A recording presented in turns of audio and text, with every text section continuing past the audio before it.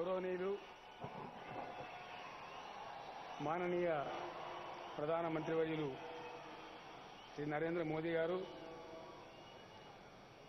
ఆంధ్రప్రదేశ్ రాష్ట్ర ముఖ్యమంత్రి వర్యులు గౌరవనీయులు చంద్రబాబు నాయుడు గారు,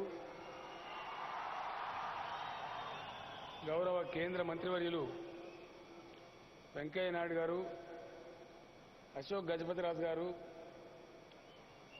నిర్మలా సీతారామన్ గారు, సుజనా చౌదరి గారు, జపాన్, సింగపూర్ దేశాల నుంచి వచ్చినటువంటి మంత్రివర్యులు, గౌరవనీయులైనటువంటి అస్సాం, ఆంధ్రప్రదేశ్ మరియు తమిళనాడు గవర్నర్లు, గౌరవ సుప్రీంకోర్టు న్యాయమూర్తి ఎన్వి రమణ గారు,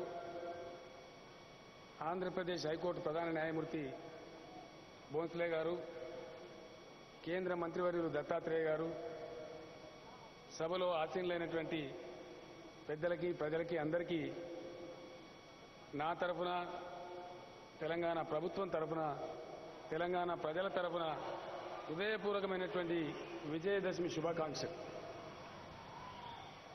పవిత్రమైనటువంటి విజయదశమి రోజున భారత ప్రధానమంత్రి గారి చేత ఆంధ్రప్రదేశ్ రాజధాని అమరావతి నగరానికి శంకుస్థాపన జరగడం చాలా ఆనందదాయకం.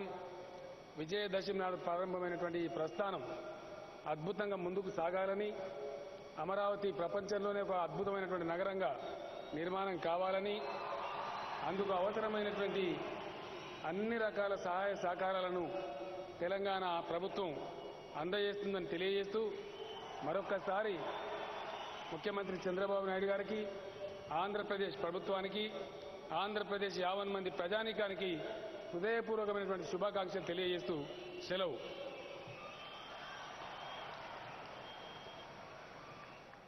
Thank you sir. ఇప్పుడు పూజ్యులు, పెద్దలు, కేంద్ర మంత్రివర్యులు శ్రీ వెంకయ్య నాయుడు గారి ప్రసంగం.